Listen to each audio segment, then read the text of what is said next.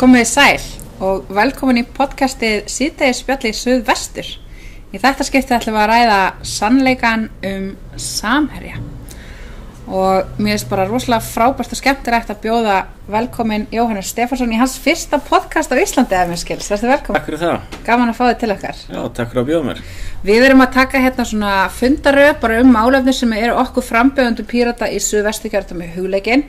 Og ætli eitt af mínum svona stærstu áhugamálum sé ekki baráttan gegn spillingu á Íslandi og ég held að þú sést nú rétti maðurinn til að tala við akkúrat það viðfangsefni.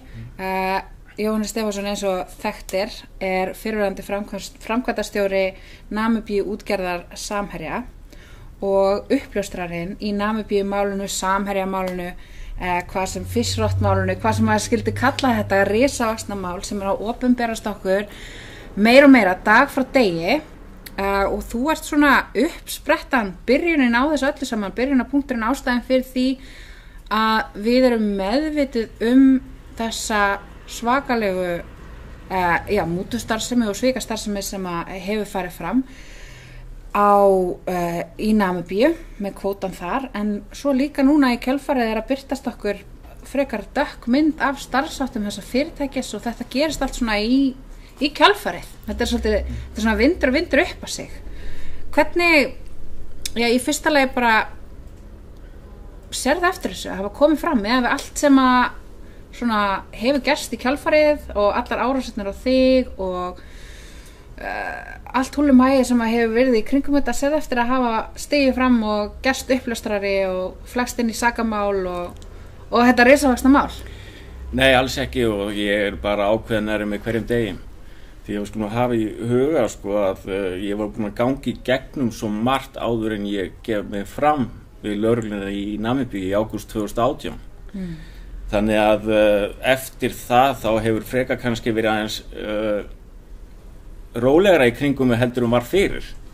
Ok, hvernig þá? Því að ég gekk nú alltaf, það var margreynt og planað að taka mig á lífi og ýmis propaganda og ýmislegt reynt. Já. Og eftir það allt þá fer ég og gef mig fram. Þannig að ég veit viss alveg hvað ég var að fara út í. Þannig að eina sem kannski það sem hefur breyst náttúrulega miklu meira opinberu umfjöllun. En hún nú ekki eins hættuleg þegar að vera að taka hana lífi. Og upplifar þig bara öryggari núna eftir að hafa stigið fram? Nei, alls ekki. Það er kannski meira, ég náttúrulega, núna á Íslandi, það er svona aðeins öryggari staður heldur en ég var þegar ég hætti hjá Samherja. Ég var staddur í Suður-Afríku og allt það sem gerðist í kjölfarið. Það gerist meira og minna í Suður-Afríku og í öðrum Afríkulöndum og víðar, Þannig að ég held að við náðum bara tökum á öryggismálum. Ég og þeir sem eru með mér, ég með mann frá Kongó sem heitir Kristján, búin að vera með mér frá byrjun. Já. Þannig við náðum svona nokkveginn tökum því að ég man alltaf eftir spjallið sem við áttum snemma árs 2017 að við þyrftum einhvern veginn að fara að komast fram fyrir málinn því við vorum alltaf 10 skrefum fyrir aftan. Fyrir aftan þá Samherja? Já, bara alla þá sem að vildum manni illt. Já. Þannig að við svona höfum náð því og svo hefur náttúrulega bæst í að við erum náttúrulega, ég og síðan Kristján líka náttúrulega í sambandi við rannsóknaraðila í Namibíu og við erum þá orðin svona stærra batteri að vinna bæði í öryggismálum og fleiri við erum tengt Ok, það skal geta, ég kannski tók það ekki fram í byrjun að eftir að þá ætlum við að opna fyrir spurningar frá áhorfendum vegna þess að ég veit að það brennur margt á mörgum Íslendingur sem langar að spyrja þeim ýmislegt og einmitt þína ævi og kannski einmitt þennan tíma 2018 fram að 2018 þarf að segja en mér langar svolítið að tala við þig svona samfélagið á Íslandi og svo samfélagið í Namibíu og einhvern veginn hvernig þetta er ólíkt en samt líkt af þessu leyti.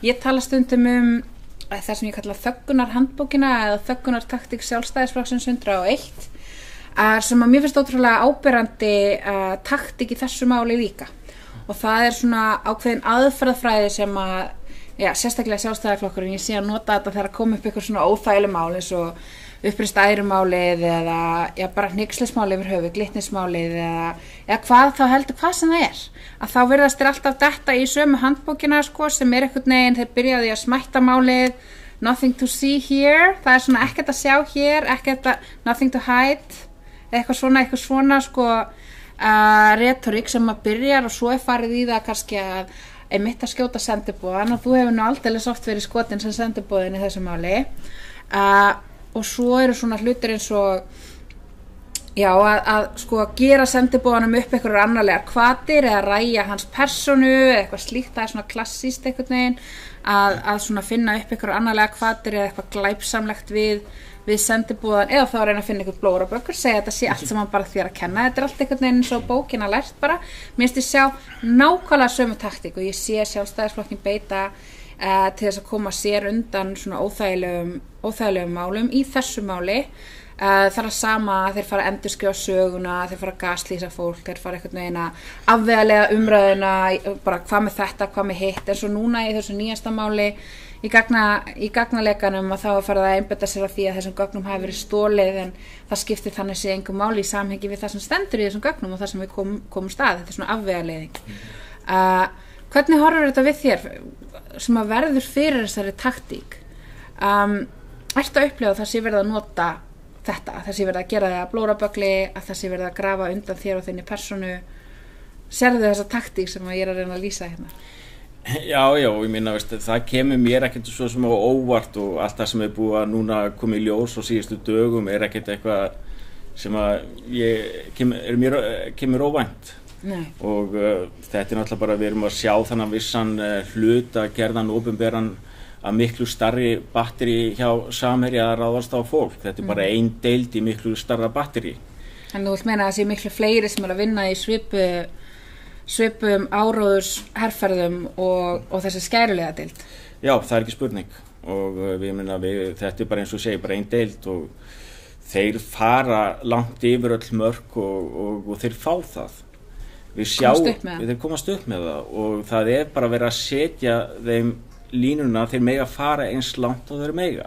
Ég er svo sem ekkert með einn ágjur af mér en ég er náttúrulega fyrir fólk sem er kannski bara að segja fréttinar og fólk sem hefur skoðanir, það er verið að ráðast á það og margan hátt og margan bara mjög óheiðarlega og sjálfsagt ólöglega líka í einhverju tilfellum. Já, ég meina við sjáum náttúrulega ótrúlegar aðferðir, ótrúlegar árásir á Helga Seljan, það er verið að reyna að njósnum hann erlendis, hvert hann er að fara í gegnum utanríkisráðuneytið, þetta er eitt af nýjustu fréttunum að þau eru einhvern veginn að reyna að nota ráðuneytisstjóra utanríkisráðuneytisins til að koma staði hvort hann sé í Namibíu eða ekki sem er náttúrulega alveg svakalegt, hann gengst við því ráðuneytisstjórinn og virðist ekki að hafa séð eitthvað ástæði til að eins og láta Helga Seljan vita að það væri eitthvað að reyna að njóstum hann, þannig að það er svona, það gengir mjög langt í að njóstum Helga Seljan og grafa undan hans persónu en líka mörgum öðrum sem að einmitt eins og Hallgrímur Helgason sem að hafi bara eitthvað skoðanir Samherja sem hann listi og er ég meina frábær rithöfundur en þannig séð fyrir Samherja hefur engin völd gagnvart honum, er bara rithöfundur út í bæ þannig þótt að mér finnst Hallgrímur þetta frábær að þá velti ég fyrir mér að nota svona mikla orku í að berja á fólki sem er bara að lýsa skoðunum sínum. Já, ég meina, við tökum til dæmis bara dæmi Helga Seljan, þannig búið að vera náttúrulega áreitan og eldan og sjást fyrir utan húsið og svoleiðis. Þetta er bara mjög alvarlegt öryggismál og ég meina, ég gerir bara ráð fyrir að lögreglan sé að taka þetta mjög hörðum tökum. Ég meina, við veitum hvernig lögreglan bregst við þegar það sjást grunsamlega ferðir hér í einhverju útkværum og þá sendaði lögregluna til að koma í veg fyrir eitthvað slæmt gerist. Þannig að við veitum sjálfsagt bara einhvern hlut af því hvað er búið að fylgjast mikið með Helga. Veitum við það? Er lögreglan að gera eitthvað til þess að passa baka? Nei, það er nefnilega máli. Ég set spurninga það að ég held að það sé ekkert verið að taka þetta á föstum tökum. Mönnum við bara leyft að fara eins langt og þeir vilja. Og þetta fer og mun enda illa af mínu mati. Við erum komin á mjög hættulegan stað í þessu þjóðfélagi. Það er alltaf bara, menn fara bara eins langt og þeir vilja. Ríkisstjórnin er ekki að leggja línunar og yfirvöld er það ekki. Og við eins og nefnir hérna dæmi með ráðuneytisstjóran að það er verið að njóstum ferðir Helga að ég er búin að tilkynna það til rannsóknaraðila í Namibíu því að þeir voru eitthvað að spyrjast þannig greinilega fyrir ferðir Helga til Namibíu og svona hafa í huga partnera Samherja í Namibíu þeir hafa orð á sér að taka mjög illa á mönnum og ég meina ég er búin að upplifa ýmislegt í gegnum tíðina því til sönnunar. Þannig að það er bara talsvert mjög alvarlegt mál í gangi og það hlýtur að verða rannsókn á þessu. Já, maður spyr sig hvort það hljóti að verða rannsókn á þessu. Mér finnst ég einhvern veginn að hafa horft upp á hvert grunnsalega athæfið að fætur öðru endur tekið og ef það framið af eða framkvæmt að rétta fólkinu að þá ekkert aðhafst. Já. Þá ekki byrjuð neinn rannsókn á neinu. Nei, og við sjáum nú til dæmis líka hérna sjávarútvegsráðherrann að margt búið að koma fram að hann samherja maður inn í ríkisstjórninni og núna bara síðast fyrir 2 dögum, ég meina hvað gert, maður myndi að halda það að forsætisráðherrann og formaður Sjálfstæðisflokksins myndi nú kalla hann inn og biðja hann að segja af sér. Þetta bara svona kannski dæmi það hvað fólk kemst upp með allt. Já, það þessi meðvirkni sem að mér langaði mig líka að tala við þessi rosalega meðvirkni með valdinu og að því virðist alveg sérstaklega gagnvart Samherja. Við erum með sjávarútvegsráðherra sem bara kallaður minn maður af Þorsteini Má, forstjóra Samherja.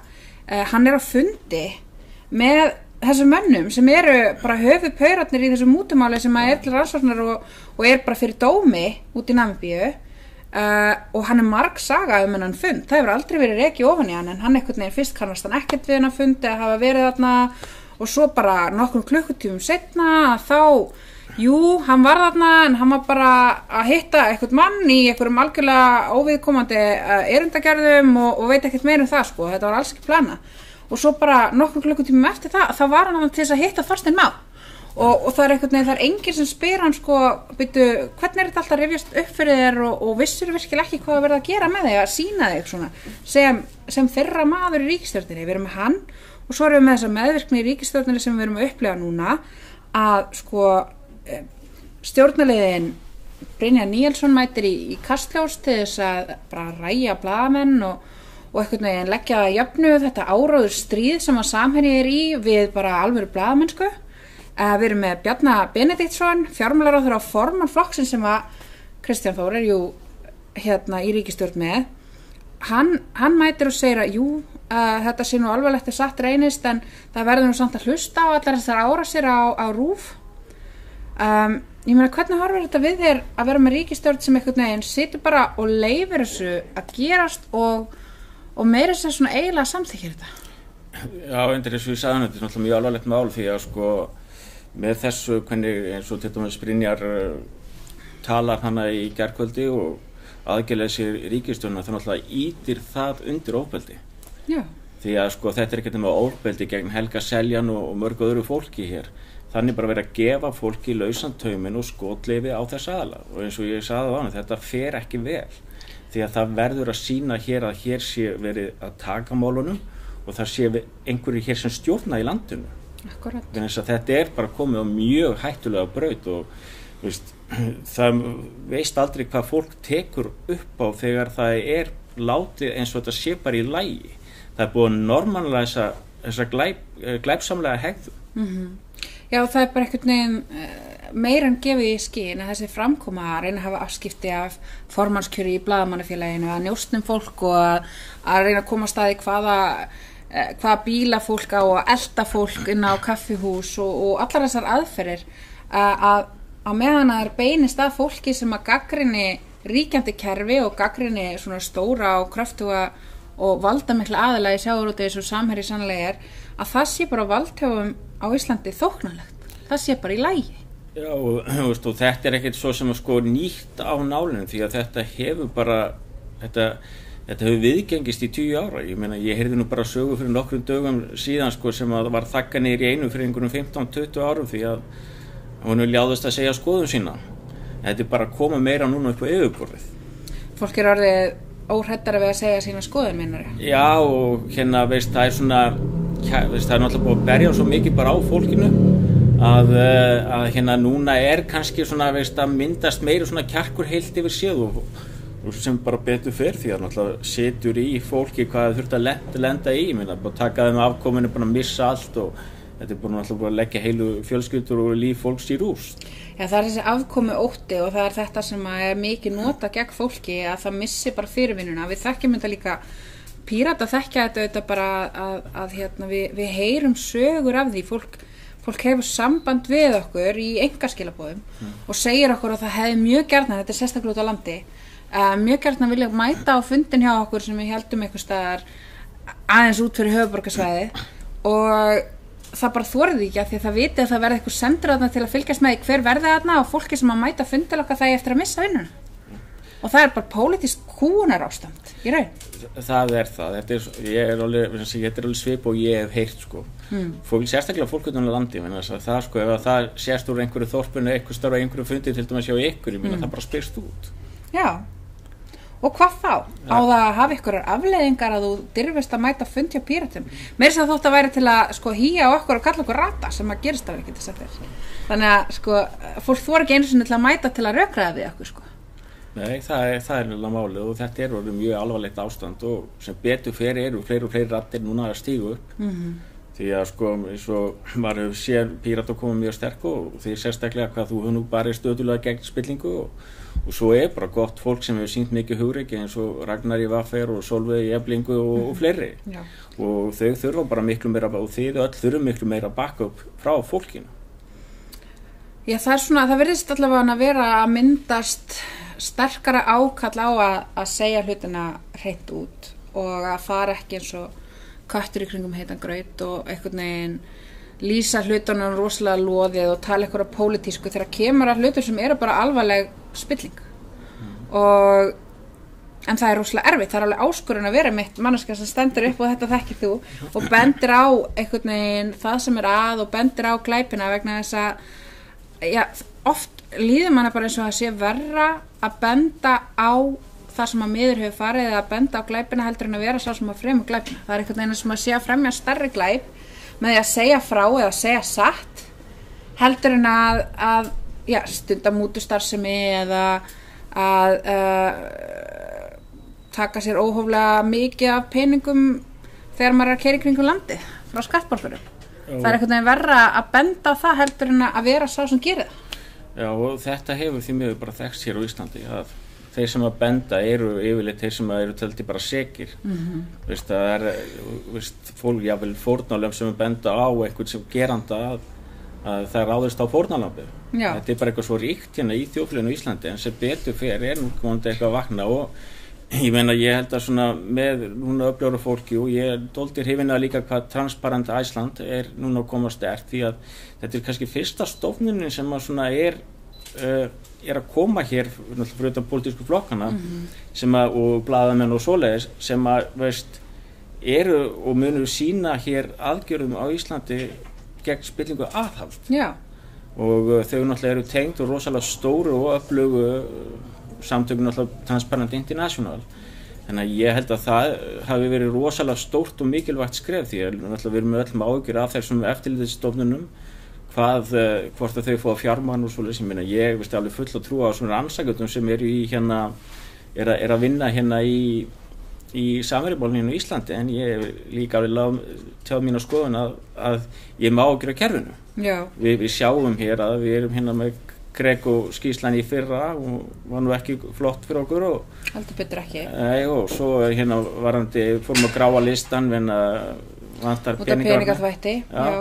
Já, og ekki bara það heldur mitt máli sem að rammaverki sem að Samherjamáli snýst að mjög miklu leyti sem er mútugreiðslu til erlendra embættismanna að við fáum skýrslu frá OECD hvernig við erum einhvern veginn með allt niður okkur í því líka og hvernig það til dæmis tók Íslands stjórnvöld alveg 2-falt lengri tíma að einhvern veginn afhenda gögn til Namibíu í því máli heldur en alla jafna gengur og gerist og það er eina svona máli sem hefur komið upp þannig að það kemur einhvern veginn rosalega illa út og að það hafi komið ábendingar til íslenskra yfirvalda önnur brot sem sagt ótengt Samherjamálinu sem hafi bara ekkert verið fylgt eftir og þannig að við erum að sjá einhvern veginn og svo í tíð þessara ríkisstjórnar þá er það líka þannig að þau veikja hverja eftirlitsstofnunina á fætur annarri annarkvort bara með fjársvelti eða með því að flytja stofnunina út á landi svo á við Fiskistofu á við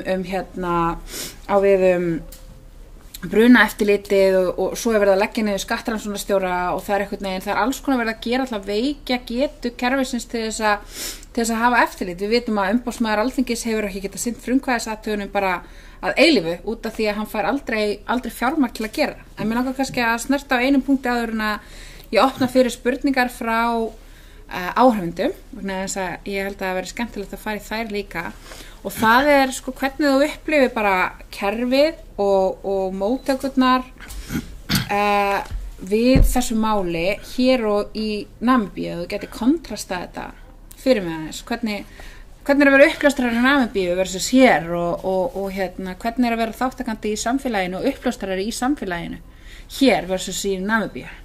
Já, fyrstulega sko, ég tók nú þá ákvörðun að ég færi sjálfur til Namibíu til að upplýsa yfirvöld þar Samherjaskulin og tók þá áhættu frekar heldur en að fara í gegnum boðleiðir hér og það var nú talsverð ferð og mikið lagt í öryggi og svoleiðis og það bara heppnaðist vel og enda líka mér var vel tekið og þau gripu málið mjög föstum tökum. Já.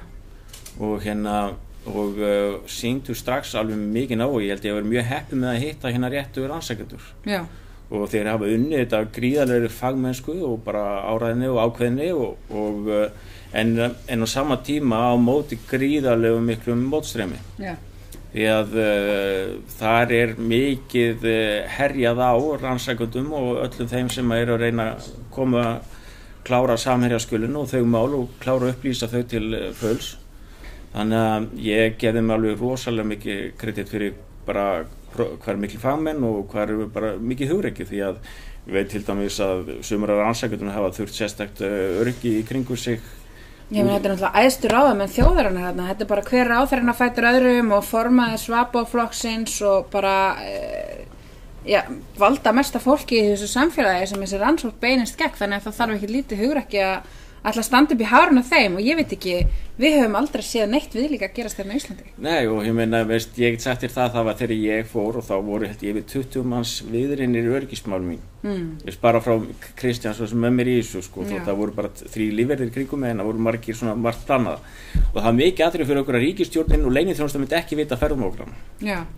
Þannig að einhvern veginn þá hafa þeir rannsakendur hann náðu alveg gríðarlegum árangri og það straumurinn mikill en þau eru bara mjög ákveðin og bara mjög hugrök og ég held að þetta líka hafi verið rétt að fara þá leið gegnum Namibíu og svo kemur það hingað því að ég ekkert vissum sko, veist, eins og við erum að tala stofnanir hér eru fjársveltar. Já.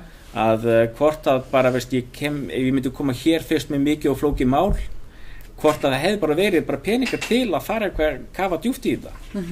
Þannig að ég held að svona hafi verið alveg rétta leiðin og rétti gjörnum því eins og ég segi, ég full að trúa á þessu rannsakendum sem eru að vinna í þessu hérna. Já, en hvað finnst þið svona að vera helsti munurinn á Íslandi og Namibíu í viðbröðunum við þessu máli? Ég sko, Namibíu náttúrulega bara hefur verið frábær viðbröð og ég bara þakklátt líka alla stuðningi sem ég fengið þaðan sko. Þar virðist nú vera svona sko, veist, manni finnst einstaklingarnir til dæmis eins og þessu píratar eða einstakir blaðamenn eru svo sem þeir lendi svo í mörg á móti ykkur. Vissulega það í Namibíu en það miklu meiri breidd sem að stendur saman í að berjast og upplýsa spillingu. Meina þá blaðamennirnir og svo rannsakendur og hvað þá? Já, og svoleiðis og pólitísku flokkarnir. Já. Sko. Því að sko, veist, það voru kosningar hana í lok 2019 og það komu þá nokkri flokkar hana nýjir inn jöku fylgi sitt. Já. Þannig að þeir hafa bara verið mjög harðorða og ákveðnir í sínu varðandi Samherjaskulin. Þannig að þetta yrði fullu. Ég myndi segja sko heldur á Íslandi en þetta líka namibíski fjölmiðlar hafa gefið yfirlýsingu til stuðnings hér Helga Seljan og þeim. Já. Því að það hér Helgi Seljan og Kveikur og Stundin og Kjarni sem voru svona kannski burðarliðnir í að segja bara sannleikann en meðan aðrir svona sögðu sem minnst eða helst eitthvað á móti það búið að mata með einhverju. Þannig að það hefur bara valdið talsverðum áhyggjum og ég veldur bara talsverðum áhyggjum bara víða sko. Þetta hefur bara nýla fréttaefni í einu stærsta þýska blaðinu. Einmitt í Süddeutsche Zeitung. Já. Og þeir vanda mjög vel til verka og það vel tekið eftir þessu hvað að gerast til erlendis. Ég í góðu sambandi við ýmsa aðra hvort sé lögfræðingar eða samtök gegn spillingu og svoleiðis að fólki svona dálítið gatt en samt ekki sko. Við erum með Panama-skjölin og Samherjaskulin skilurðu, þetta ekkert ég meina sumir sem var í sambandi við sérstaklega á Norðurlöndunum að þau bara gerist eitthvað núna sko. Þetta orðið svo löng saga hvernig þróunin hefur verið hér á Íslandi og hvernig spillingin hefur einhvern veginn náð að grassara hér í langan tíma og segir bara sannleika í standi stjórna hér á nokkrum hagsmunaöflum. Já, og svo sko einmitt seðlabankastjóri stígur fram og segir þetta og hvað tekur við að fjármálaráðherra mætir í hvað var það, spegilinn, hérna hafi komið í spegilinn og farið einhvern veginn að tala svolítið svona undir rós að menn síðan bara látni setja refsingum fyrir að saka mennum eitthvað sem þeir get ekki fært rök fyrir og svona. En mér finnst náttúrulega merkileg viðbröðin líka sem hafa verið við því viðtali við seðlabankastjóra og einmitt að forsætisráðherra þykist ekki kannast við sérhagsmunaöflin í samfélaginu. Þetta náttúrulega alveg merkilegt að sitja undir þessu. Já, þetta og veist og sama og kannski ítir undir hvað hagsmunaöflin eru stóra. Við sjáum virkilega sjáum ríkisstjórnin ekkert vera að taka virkilega á þessari þróun sem að gerast eins og bara með Kristján Þór núna nýleg samskiptum að þeir Samherji talar sem sinn mann og leitar til hans ráð með reyndar ótengt mál en bara hvað á að gera við þetta og hitt og hann þar einmitt rætt hann aftur sem svona þeirra maður og ég meina hann ætti að vera maður sem hann myndi bregðast við út af þessu Samherjamáli og hann bara búin að lýsa sig vanhæfan. Þú veist, hvernig getum við verið í þessari stöðu að stærsti aðilinn í sjávarútvegi bara svona beintengdur sjávarútvegsráðherra, hann getur ekki gert neitt sem marka á takandi af því að hann er svo bullandi vanhæfur og þetta bara sjávarútvegsráðherrann okkar og hann ætlar bara ekki að gera neitt í þessu út af því að vinur hans Mái, hann hefur það skítt.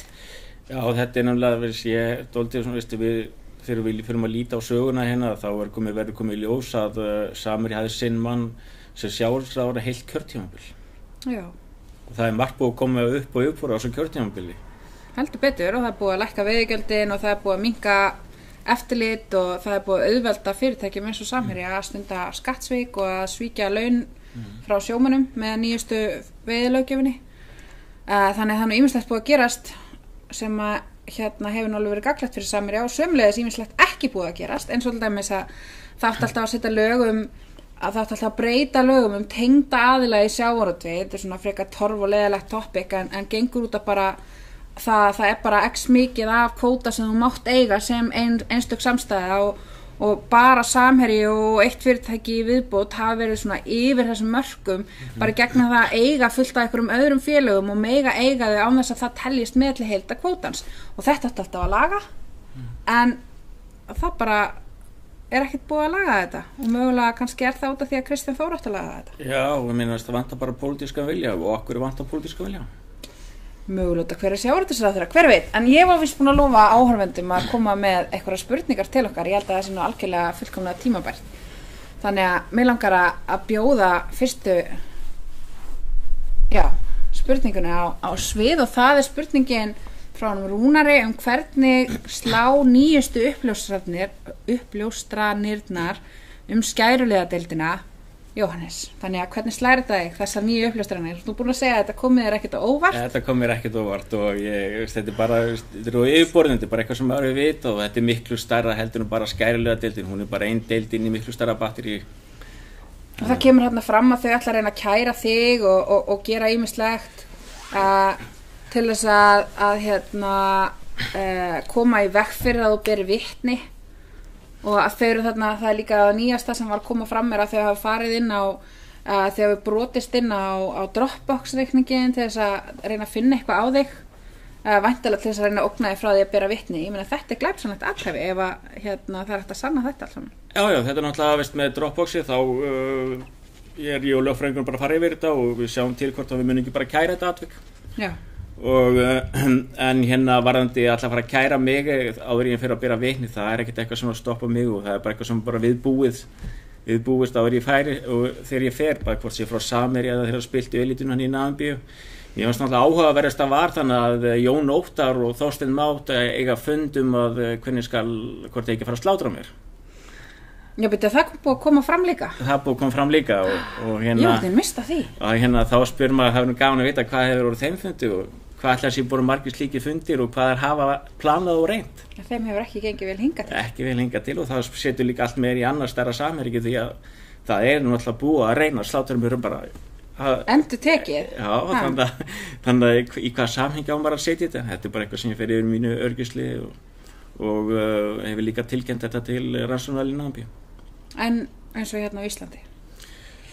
Ég hef svo sem ekkert verið að, ég veit ekki alveg hvar þau standa í varðandi þessu öryggismál og hversu hæf þau í svona stort mál, ég bara segja svo Finnst þér að ekki geta leita til lögreglunnar á Íslandi? Ég treysti bara á mig og mitt fólk sem hefur varið mitt líf í mörg ár. Já.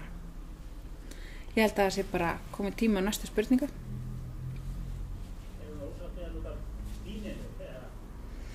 Veist þú hvort að þetta vinnulag Samherja í Namibíu það sem gengur og gerist hjá öðrum erlendum fyrirtækjum? Svona risum. Sko, það náttúrulega, það eitthvað svona sem svipað en ekkert á þessum stærðarkvarða.